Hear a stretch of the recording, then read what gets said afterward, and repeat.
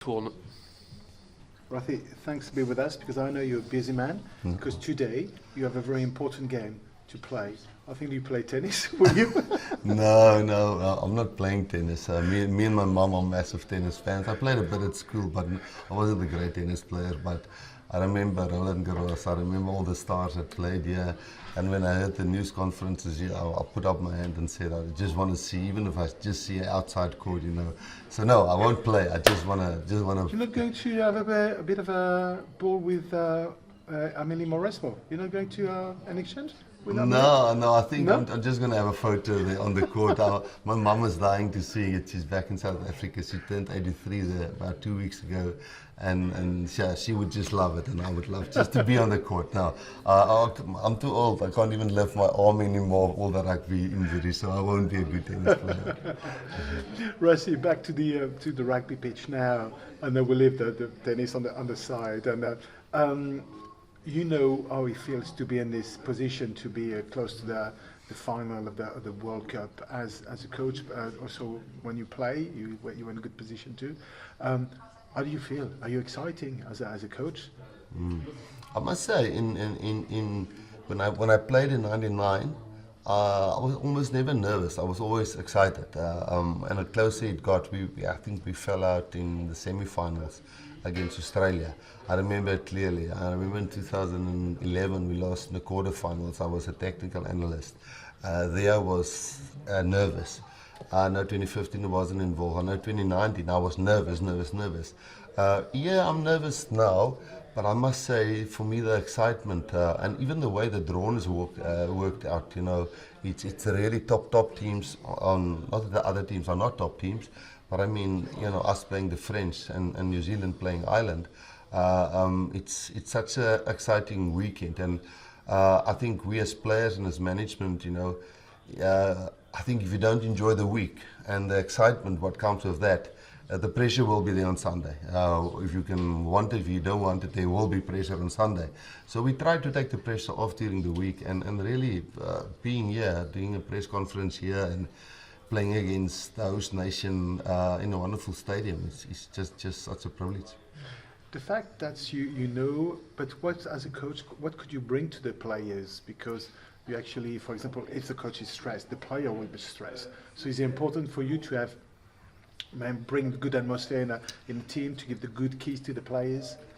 I think overall, luckily, this team, you know, out of the 33 who's currently here and the management who's 22, out of the 55, I think I would say 70% has been in the World Cup. Well, it can be 60%. So, you know, we also played against Japan, who was the host in the quarterfinals. Obviously, they were not closely as highly ranked as France are, and as good and as organized as the French are. And the French crowd is intimidating. They really make it special. It's a great occasion. But no, sometimes when I'm nervous, I'm telling the players, boys, I'm nervous. You know, I think honesty, because when you put on a bravado, everything is calm, and I think then players see through you. So we're trying to be as honest as possible.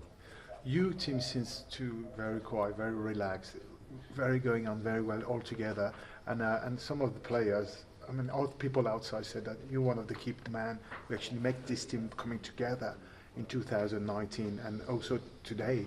What do you think about it? Could you reply to this? Yeah, I just really think, you know, I was 18 months in Ireland, and the Irish people are unbelievable people. I think I learned a lot of lessons there about coaching, about appreciating life. There were some bad things that happened with one of our coaches dying before a game against Racing Metro, but then you start realizing, but our country is great. Our country's got so many things that we can fix and can help to fix, you know. So, you know, the love that I personally have for South Africa and for the people of South Africa. I know there's a lot that disagrees with me and sometimes mad at me and sometimes even hate me a little bit. But and I know victory is always important, but I must tell you, I really love South Africa. I love the South African people. I like our diversity. I like the way that we keep on grafting and try to get to the other side. So, and I think the players that we have in the team are sharing that, and it's wonderful to be part of that. If you compare 2019 and this World Cup, Jack Ninaba told me that he think that's the level, the top level is actually reached a step up, and it is more teams actually at a very good level now. What do you think about this? Yeah, I think first you must look at the tier 2 teams and give World Rugby praise there. I think obviously they can help them with much more matches. You know, I know we've invited to our local competitions. You know, teams like Namibia, Romania, Georgia, teams like that, and I think it shows Portugal. I mean, those kind of things. Georgia, the way those, so they're definitely coming up. And then I think the tier 1 teams are just getting more and more professional, bigger, faster. You know, management staff from psychologists to vision coaches, and I just really think the game was, maybe every year we forget that only 1995 it really gone professional. So we're fairly young, and I think it's taking up a notch every year. It's just getting more and more professional, more physical.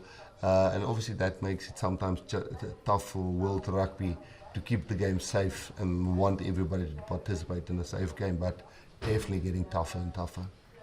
You actually move a step back and bring Jack up in the front as a head coach. What is your relationship with Jack? Because it's his third World Cup. Is it same that you seem to have a very good understanding and in terms of rugby, but also I think in human being. Yeah, he's a solid man. He's a hard worker. He knows, you know, he was an S&C coach at the Stormers. He was a physiotherapist at various levels of the game. He was a defence coach in Super Rugby and Pro 14. You know, he's now been a head coach in his 4th year. You know, he won the Brazilian Irish Lions series. So his credentials as a head coach now, I think, you know, he's leaving at the end of this year, and it's sad. We've been together since 1991 in the military, but our relationship, and I think that's where people sometimes get it wrong. You know, our role of a director of rugby in South Africa, it's not an administrative role where you sit in the office. It's being part of all the rugby activities in all the different departments, like women's rugby sevens, you know, youth rugby and so on.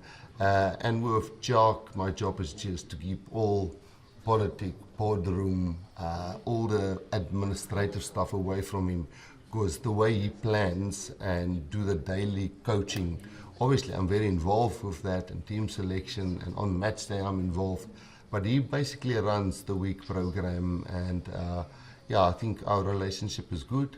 And it's a sad one that it's going to end the end of this year, but I'm very happy for him. Last question is the same one for everyone.